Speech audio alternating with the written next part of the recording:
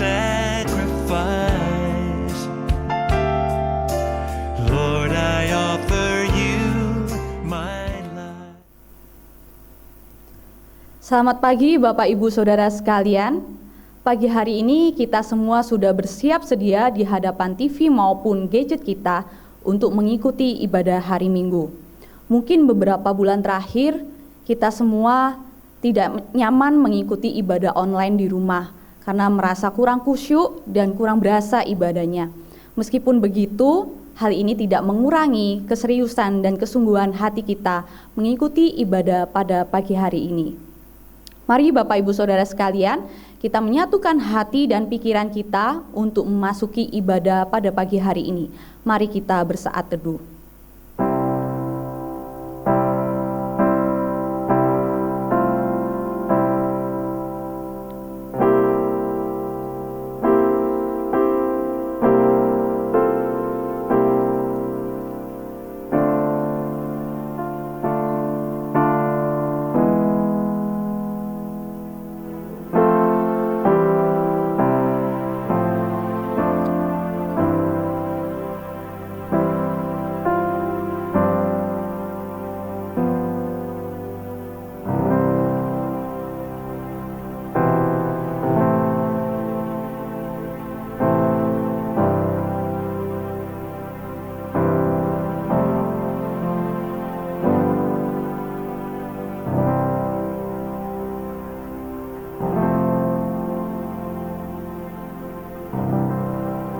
Mari kita bersama-sama memulai ibadah kita dengan pengakuan bahwa pertolongan kita adalah dalam nama Tuhan yang menjadikan langit dan bumi.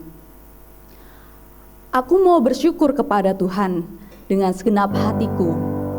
Aku mau menceritakan segala perbuatan-Mu yang ajaib. Aku mau bersukacita dan bersukaria karena Engkau. Bermazmur bagi nama-Mu, ya Maha Tinggi. Mazmur 9 ayat 2-3.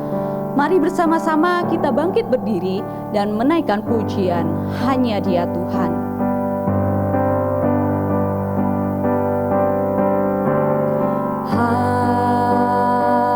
Hanya Dia Tuhan, Dialah pencipta alam semesta. Nyata kemuliaan-Nya dalam ciptaannya, karena Dialah Tuhan. Hanya Dia Tuhan mengatur hari depan manusia, sebab jalan hidup umat-Nya dalam rencananya, karena Dialah Tuhan, hanya Dia Tuhan. Hanya Dia Tuhan, Dia bertata di atas semesta. Biarlah ciptaannya mengangkat pujian. Hanya Dialah Tuhan, Dialah pencipta alam semesta. Kita pujikan pujian ini lagi. Hanya Dia Tuhan, Dialah pencipta alam semesta. Nyata kemuliaan-Nya dalam ciptaannya, karena Dialah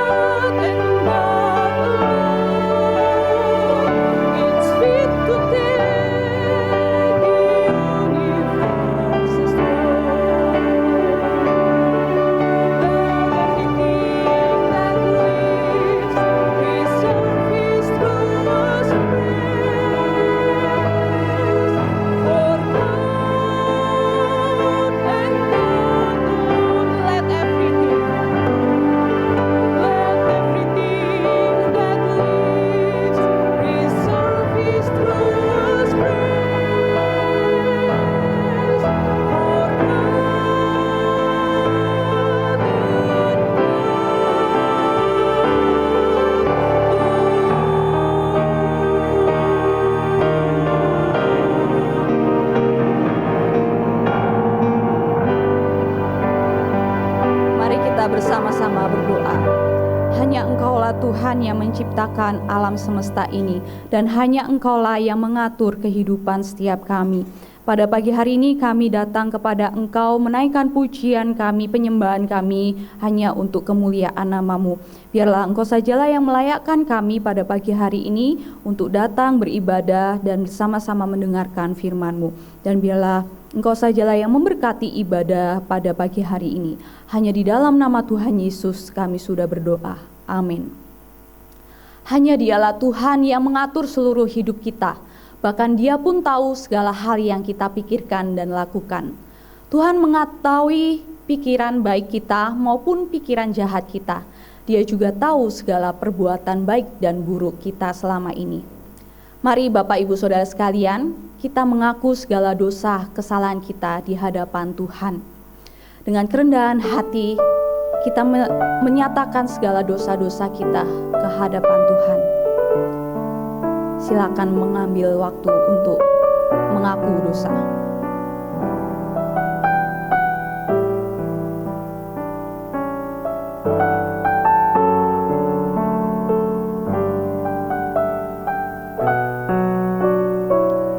Mari bersama-sama kita menaikkan pujian, jika ku pandang salib-Mu. Jika ku pandang salib-Mu dan ingat hal kematian-Nya, rugi segala untungku dan sekalian jongkakku kecil. Oh jiwaku, jangan megah hanya dalam kematian-Mu. Segala kesukaan dunia ku taruh dalam darah-Nya. Mari kita bersama-sama berdoa.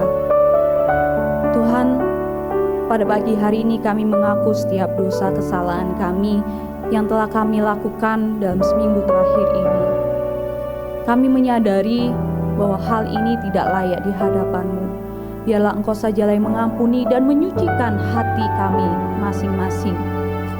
Dan bantu kami untuk tidak jatuh ke dalam dosa yang sama, melainkan kami menjadi murid-Mu yang sejati. Kami dapat menjadi pribadi yang bisa lebih baik lagi dan serupa dengan firman-Mu. Amin. Kita pujikan pujian ini kembali. Bait yang keempat dan yang kelima.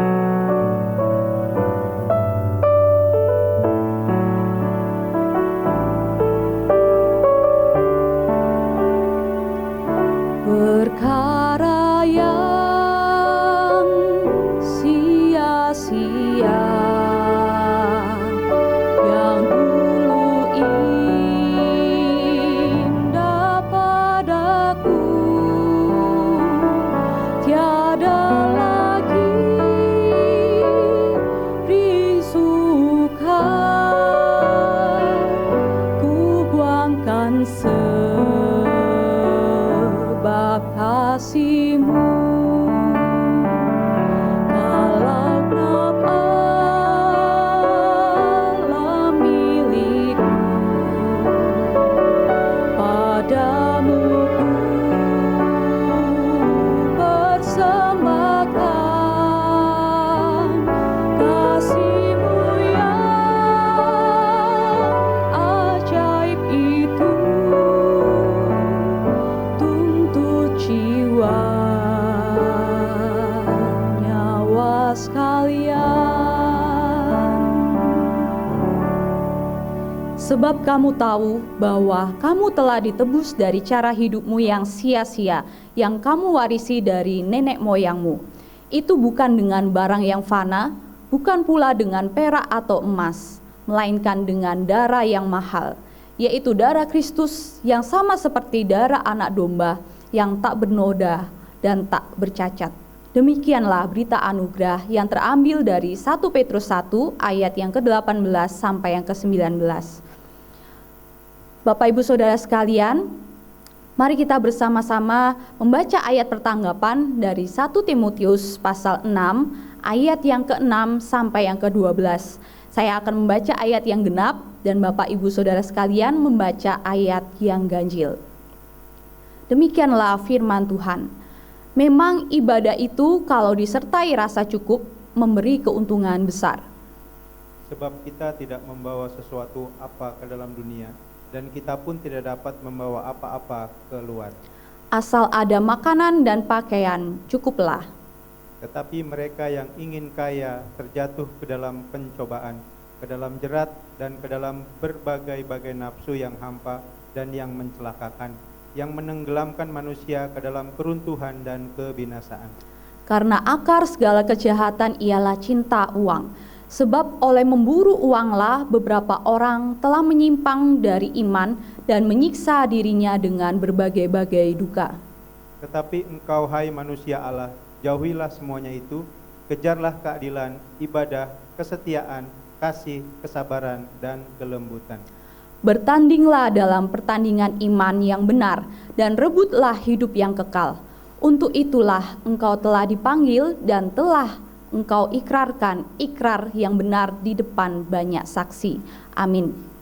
Bapak Ibu Saudara sekalian, mari kita bersama-sama mendengarkan persembahan pujian dari anak-anak sekolah minggu.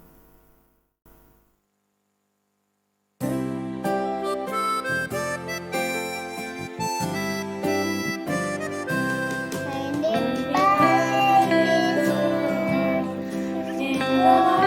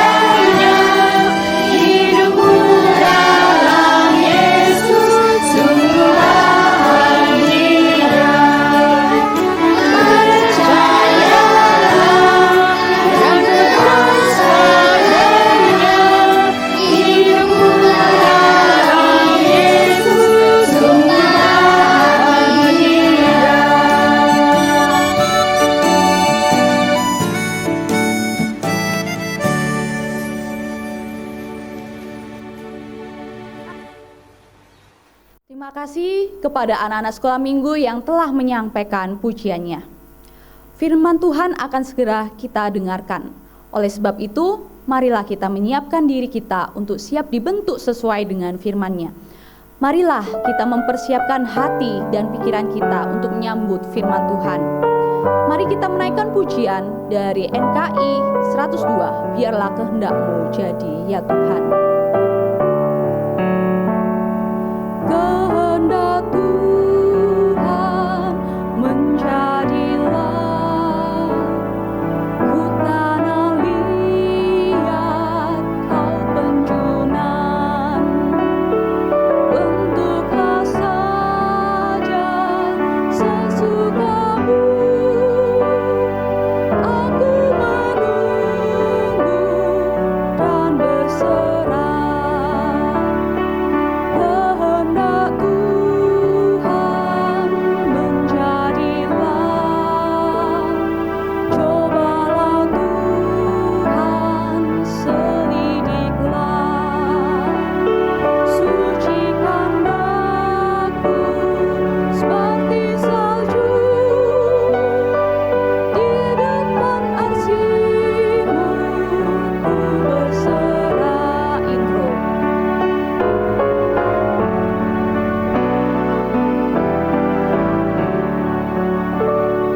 Kehendak Tuhan menjadilah,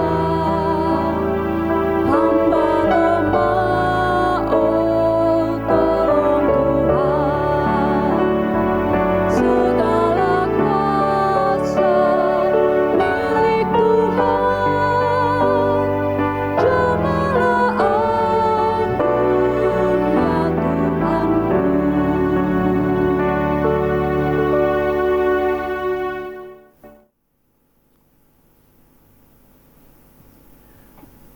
Salam sejahtera Bapak Ibu Saudara yang dikasihi Tuhan. Bersyukur kita dapat bersama-sama mempelajari firman Tuhan. Firman Tuhan adalah pelita dan pedoman dalam hidup kita. Sebelum merenungkan firman Tuhan, mari kita berdoa. Allah sumber segala hikmat, kami bersyukur Engkau mengutus Yesus Kristus datang ke dunia, mewujud nyatakan diri-Mu, memberi teladan kepada kami sehingga kami dapat mengenal Engkau secara konkret. Engkau menghendaki kami yang telah diperbaharui ini memberi pengaruh kepada orang lain. Bersyukur Engkau menghargai kami sebagai rekan kerja-Mu. Mohon Tuhan menuntun kami, memampukan kami, dan mendampingi kami.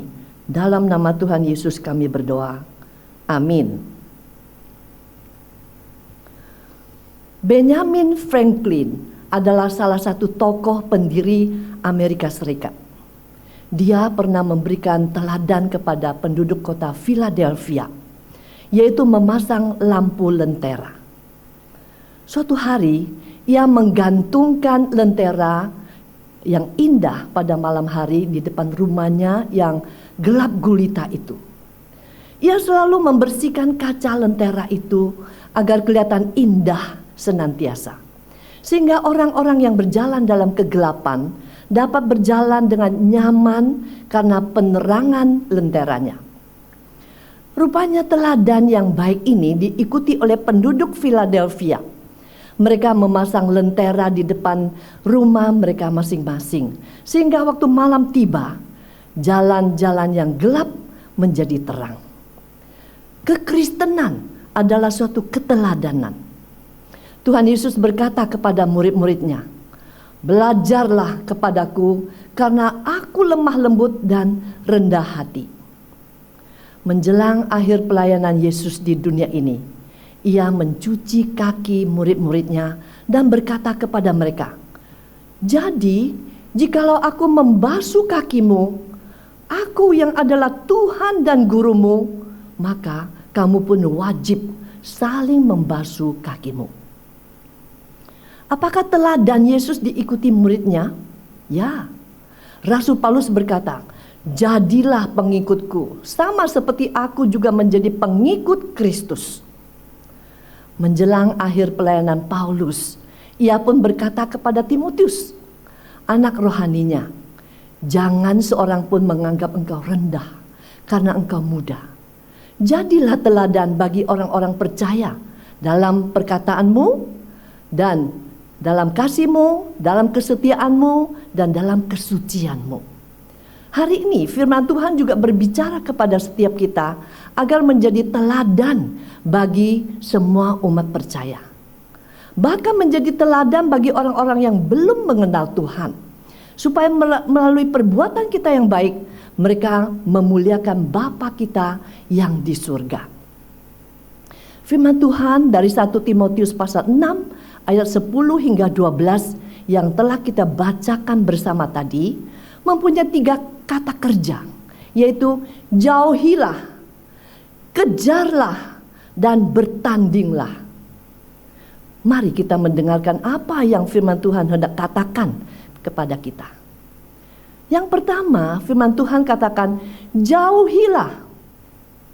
1 Timotius pasal 6 ayat 2 hingga 10, perikop firman Tuhan ini berbicara tentang pengajar sesat yang mengacaukan jemaat di Efesus. Pengacau sesat ini berlagak tahu, padahal mereka tidak tahu apa-apa. Mereka ingin mencari-cari soal dan bersilat kata sehingga menyebabkan dengki, cedera, fitnah, curiga, percekcokan dalam jemaat. Mereka mempunyai motivasi yang memperalat ibadah untuk mencari keuntungan. Mirip dengan seorang bernama Simon, mantan tukang sihir yang tercantum dalam Kisah Para Rasul pasal 8. Setelah ia percaya Yesus dibaptis, ya, kemudian dia melihat Petrus dan Yohanes menumpangkan tangan atas orang percaya, lalu orang percaya itu menerima Roh Kudus. Lalu Simon mengambil uang, mau membeli karunia agar membuat orang menerima Roh Kudus. Mungkin dia berharap karunia tersebut bisa untuk mencari nafkah.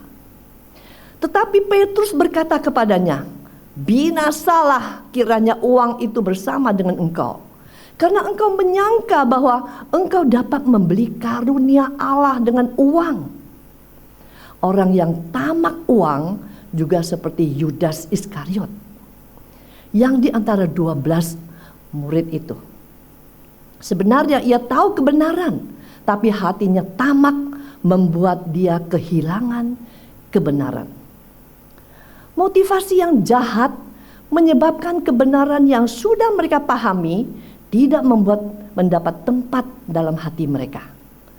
Ketamakan telah merebut kebenaran yang sudah mereka ketahui, sehingga mereka mengadakan persaingan di gereja demi kekuasaan, popularitas, dan mencari keuntungan. Bukankah masih hangat berita yang kita dengar di televisi tentang pertikaian yang terjadi dalam sebuah gereja di Cibinong? Orang yang kehilangan kebenaran sama dengan keadaan si iblis. Yohanes 8 ayat 44 Tuhan Yesus berkata, iblislah yang menjadi bapamu, dan kamu ingin melakukan keinginan bapamu. Ia adalah pembunuh manusia sejak semula dan tidak hidup dalam kebenaran. Mengapa kita tidak boleh tamak? 1 Timotius pasal 6 ayat 10 menyatakan, karena akar segala kejahatan ialah cinta uang. Sebab oleh memburu uanglah beberapa orang telah menyimpang dari iman dan menyiksa diri dengan berbagai-bagai duka. Rupanya tamak adalah akar segala kejahatan. Ia bisa melahirkan dosa-dosa lainnya. Tamak akan merembet ke dosa egois. Raja Daud, karena tamak akan kenikmatan seksual, ia tega merebut istri dari Uria, seorang prajuritnya yang setia. Tamak akan merembet ke dosa kelicikan. Untuk mendapatkan Batseba, Raja Daud membuat strategi, menarik pulang Uria dari medan perang untuk menutupi dosanya. Tamak akan merembet ke dosa perzinahan. Raja Daud yang satria pun bisa jatuh dalam dosa perzinahan karena tamak. Tamak akan merembet ke dosa pembunuhan. Raja Daud akhirnya meminjam tangan orang lain membunuh Uria sehingga ia mati di dalam peperangan. 1 Timotius pasal 6 ayat 6 hingga 8 menyatakan, memang ibadah itu jika disertai rasa cukup memberi keuntungan besar. Sebab kita tidak membawa sesuatu apa ke dalam dunia dan kita pun tidak membawa apa-apa keluar. Asal ada makan dan pakaian cukuplah. Rasa cukup yang dimaksud adalah dalam hal materi. Karena ayat 7 dan 8 mengatakan, kita tidak membawa apa-apa ke dunia dan tidak membawa apa-apa keluar. Asal ada makanan dan pakaian cukuplah. Mungkin ada orang berpikir, makanan dan pakaian kok dimasukkan dalam pembahasan Alkitab. Bahkan sandang pangan juga menjadi topik pengajaran Tuhan Yesus. Jika kita melihat kejatuhan manusia dalam perkara yang serius, bukankah banyak berkaitan dengan sandang, pangan, dan papan?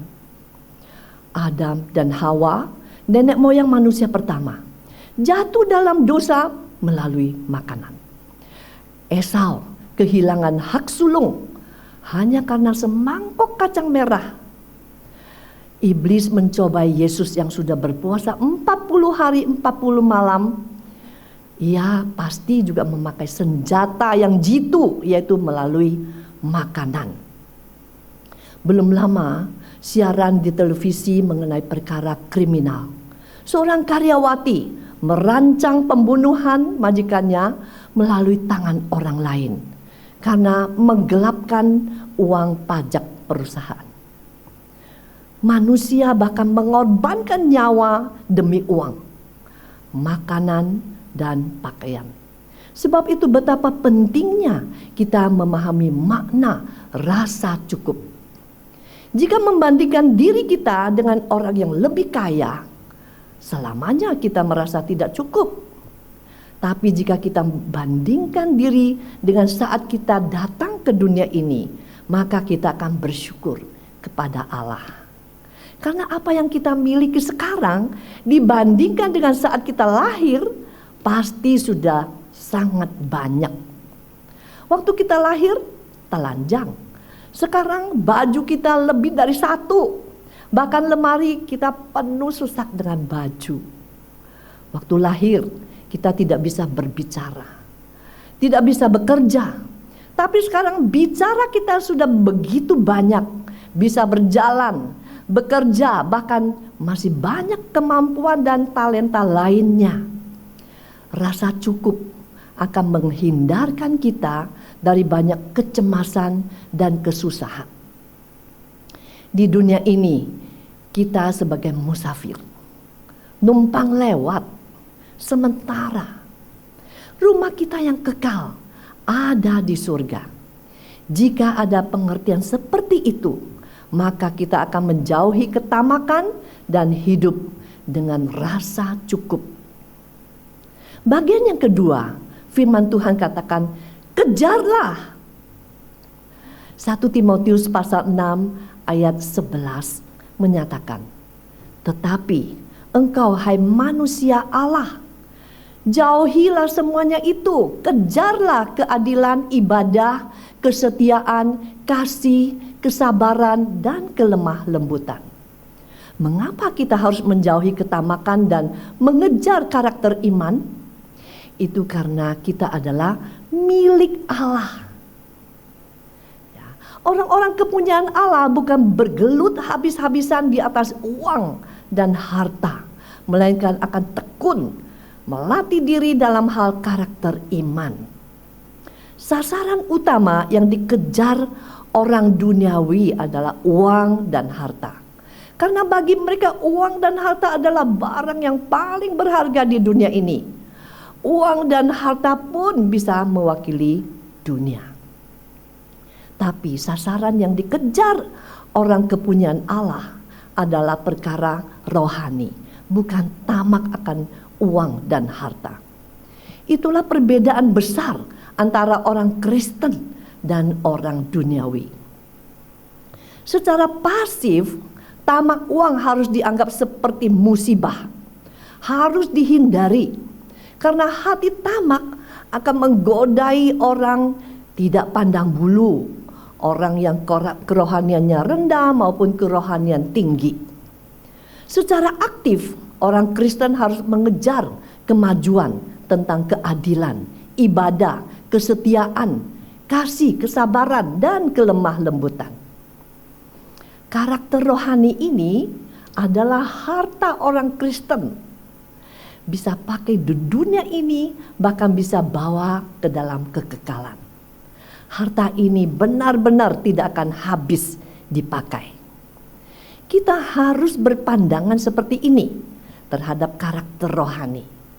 Kemajuan karakter rohani itulah pertambahan harta kita. Bahkan nilainya melampaui nilai harta dunia.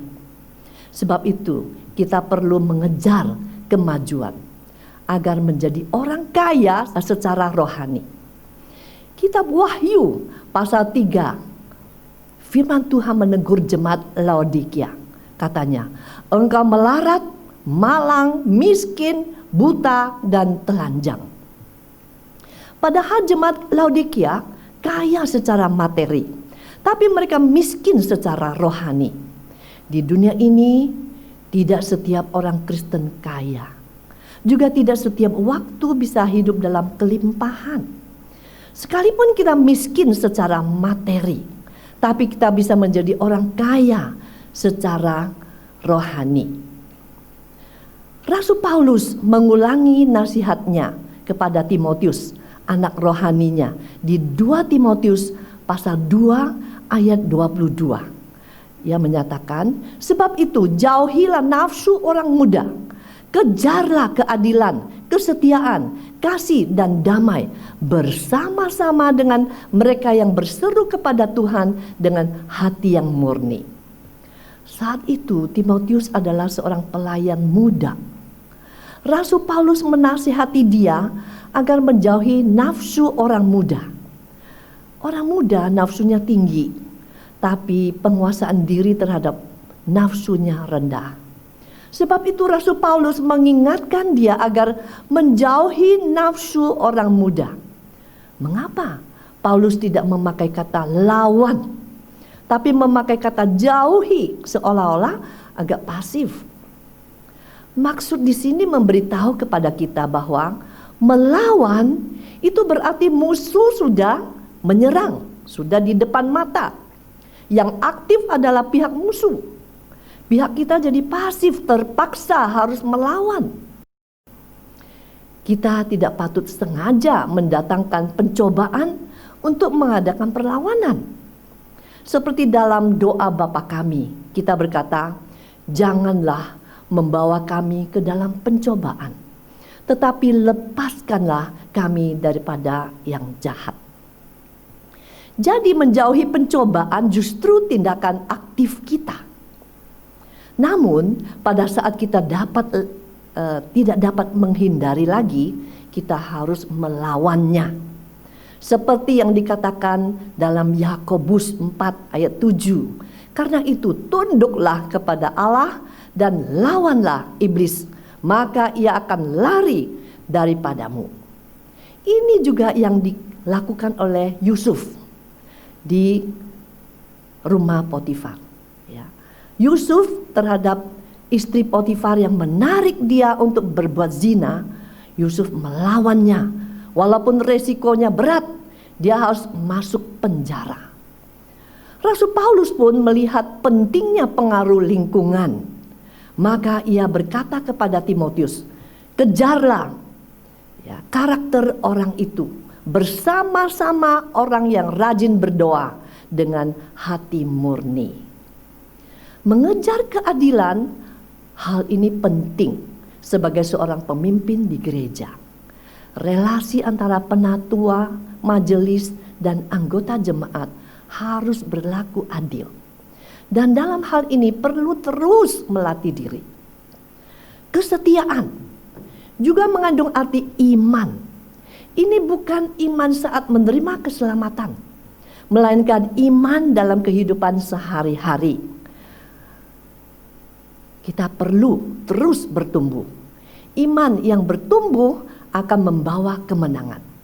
1 Yohanes pasal 5 ayat 4 mengatakan, sebab semua yang lahir dari Allah mengalahkan dunia. Dan inilah kemenangan yang mengalahkan dunia, iman kita. Kasih, ini menunjuk kasih ilahi. Bahasa Yunaninya adalah agape. Agape merupakan salah satu sifat Allah. Mengasihi sesama akan menyempurnakan hukum Taurat. Kasih merupakan pengikat dan yang mempersatukan, menyempurnakan. Kasih bisa menutupi banyak dosa. Kasih merupakan level tertinggi dari semua karakter. Kasih bisa mendapatkan hati orang. Kasih akan memancarkan terang Tuhan. Kasih merupakan karunia terbesar. Saudara, orang Kristen harus terus mengejar kemajuan dalam hal kasih. Karena kasih makin bertambah, makin serupa dengan Tuhan. Tuhan itu sumber kasih itu. Damai juga mengandung arti rukun. Jika kita hidup rukun dengan sesama, hati pun damai tentram. Sekalipun Timotius harus melawan ajaran sesat, menghentikan kegiatan pengajar sesat, namun pada prinsipnya ia tetap berdamai dengan orang lain. Dalam memberitakan kebenaran Injil, kita bisa jadi ada musuh, tapi jadi jangan sampai karena kelemahan atau nafsu buruk kita lalu terjadi permusuhan. Semua karakter rohani ini harus dikejar bersama orang yang berdoa dengan hati murni, yaitu orang-orang yang berkerohanian baik. Bagian yang ketiga, firman Tuhan katakan, bertandinglah. 1 Timotius 6 ayat 12 menyatakan, bertandinglah dalam pertandingan iman yang benar dan rebutlah hidup yang kekal. Untuk itulah engkau telah dipanggil dan telah engkau ikrarkan ikrar yang benar di depan banyak saksi. Kata bertanding dalam terjemahan bahasa Inggris adalah berperang. Paulus mengingatkan Timotius tentang misi panggilannya, yaitu berperang demi kebenaran. Orang Kristen bagaikan laskar Kristus, tapi sayangnya banyak laskar Kristus yang tidak bersedia untuk berperang. Karena apa? Karena tidak rela berkorban. Karena tidak rela menanggung kesalahpahaman dan caci maki. Tidak mau berkorban perasaan. Tidak mengasihi Tuhan melampaui kasih terhadap diri sendiri, orang tua, istri, anak, dan famili. Tidak bisa menang terhadap godaan kenikmatan duniawi. Dan takut kalah. Ya, ada orang berkata kepada saya tidak mau menikah karena melihat contoh-contoh orang yang bercerai. Orang yang demikian belum perang sudah kalah duluan. Dalam hati saya berkata, mengapa kamu tidak melihat contoh-contoh pernikahan yang bahagia? Laskar yang demikian tidak bisa berperang. Jika masuk ke dalam medan perang pun akan berbalik, melarikan diri dan pasti kalah. Tapi orang yang setia kepada Kristus akan berperang demi kebenaran. Artinya, jika orang membelokkan kebenaran, kita harus membela kebenaran. Kita tahu Tuhan Yesus dia membongkar penukar uang dan bangku pedagang merpati. Sebab dia melihat bait Allah sudah dijadikan sarang penyamun oleh orang-orang itu. Jika menunjuk kesalahan orang, mesti bersedia dibenci dan diperlakukan tidak baik. Siap-siap menerima fitnahan orang demi membela kebenaran. Bahkan bisa disalahpahami dan dijauhi orang terdekat. Yang dimaksud merebut hidup kekal adalah berpegang teguh pada kebenaran yang kita yakini. Kebenaran hidup kekal hanya ada pada Kristus. Perintah Allah adalah hidup kekal. Percaya Allah adalah satu-satunya Allah yang benar dan mengenal Kristus yang diutus Allah, itulah hidup kekal. Saudara, mau menjadi teladan tidak bisa tanpa perjuangan. Marilah kita menjauhi ketamakan, mengejar kemajuan karakter rohani, dan bertanding mempertahankan hidup kekal yang kita yakini. Amin. Mari kita berdoa. Allah yang Maha Kuasa, kami bangga menjadi umat-Mu. Tidak pernah Engkau tinggalkan kami sendirian. Bersyukur atas firman Tuhan yang telah Engkau berikan kepada kami. Tolonglah kami menjadi laskar Kristus yang berjuang dalam hidup yang penuh godaan dan tantangan ini. Hanya Engkaulah sandaran kami untuk meraih kemenangan. Mampukanlah kami ya Tuhan. Dalam nama Tuhan Yesus kami berdoa. Amin.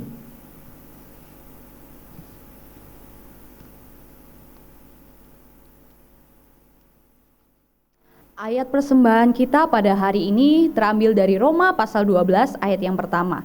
Karena itu saudara-saudara, demi kemurahan Allah aku menasihatkan kamu, supaya kamu mempersembahkan tubuhmu sebagai persembahan yang hidup, yang kudus dan yang berkenan kepada Allah. Itu adalah ibadahmu yang sejati. Bapak Ibu Saudara sekalian, mari kita mempersiapkan persembahan kita. Bapak Ibu Saudara bisa memberikan persembahan melalui beberapa cara, baik melalui transfer ataupun mengumpulkan persembahan di dalam amplop.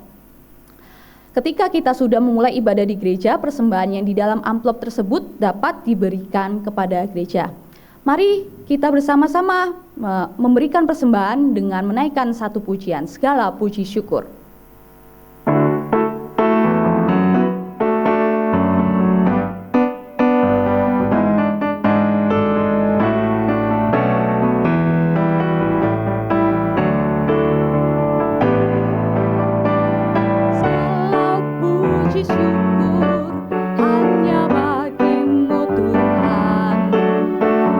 Sebab Kaulah yang layak dipuja.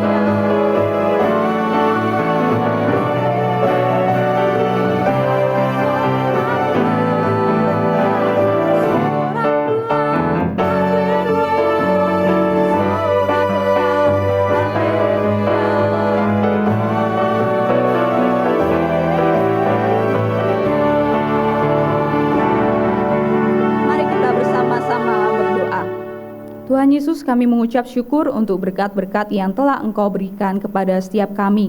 Dan pada pagi hari ini kami juga telah memberikan persembahan bagi gereja ini.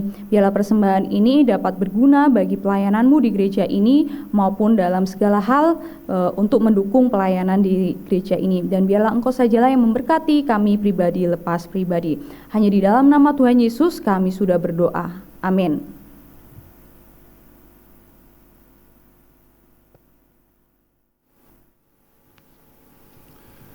Jemaat sekalian, mari kita bersama-sama bersyafaat. Mari berdoa.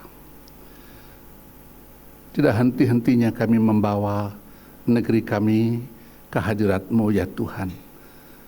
Kami terus bersyukur Engkau memberikan kami pemimpin-pemimpin yang baik, khususnya Presiden dan Wakil Presiden.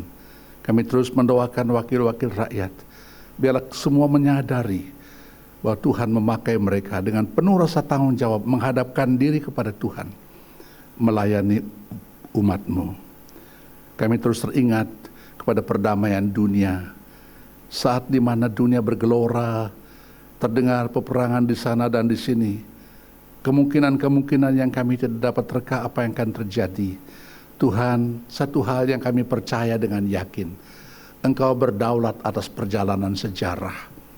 Engkaulah yang menentukan sejarah dari awal sampai akhir dunia ini. Karena biarlah kami berpegang pada janji-janji Tuhan. Juga kami tidak lupa berdoa buat umat-Mu di Indonesia, dalam berbagai gereja, lokal maupun aras nasional.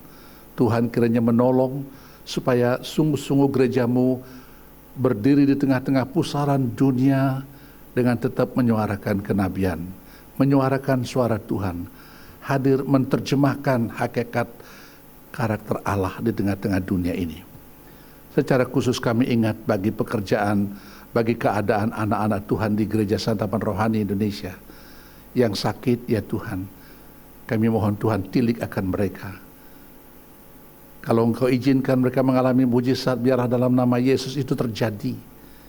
Dan kami dapat menyaksikan keajaiban Tuhan. Kami berdoa bagi mereka yang sedang kesukaran pekerjaan. Bahkan pendidikan mereka terganggu, terhancam. Ya Tuhan, kemana lagi kami harus berlari? Di sini kami diingatkan bahwa pesandaran kami tidak ada yang lain. Kecongkakan kami runtuh di tengah-tengah situasi pandemi seperti ini. Tuhan, biarlah kiranya kami kembali kepada Tuhan dan tidak ada jalan yang lain.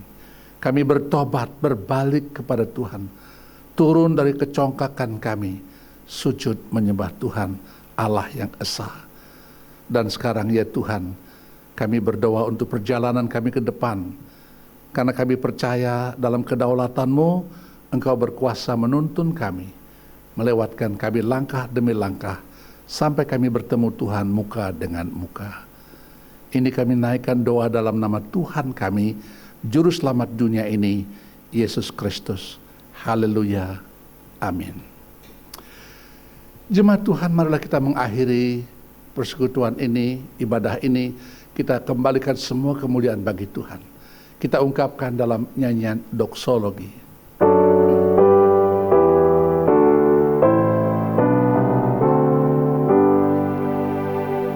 Bagi Bapa, Anak, dan Roh, puji, hormat, dan mulia, dulu, sekarang, tak berubah, hingga selama-lamanya.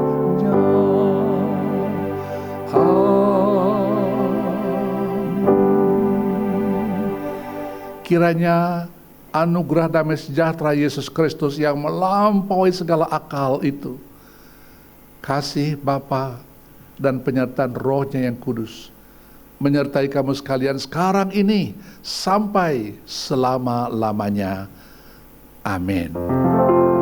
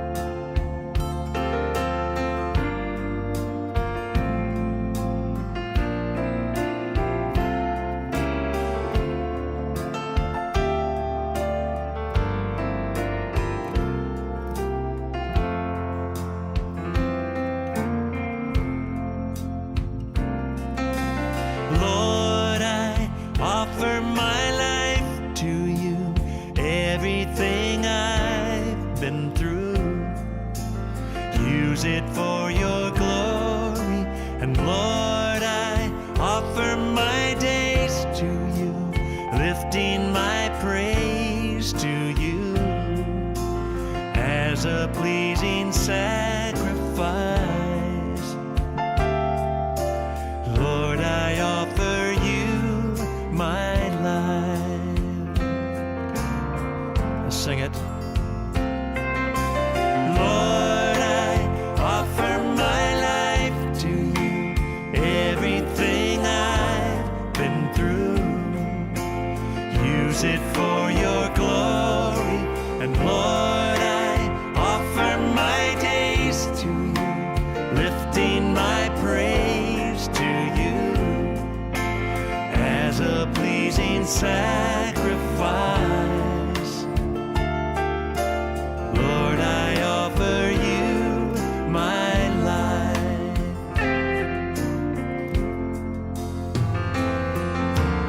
Things in the past, things yet unseen, wishes and dreams that are yet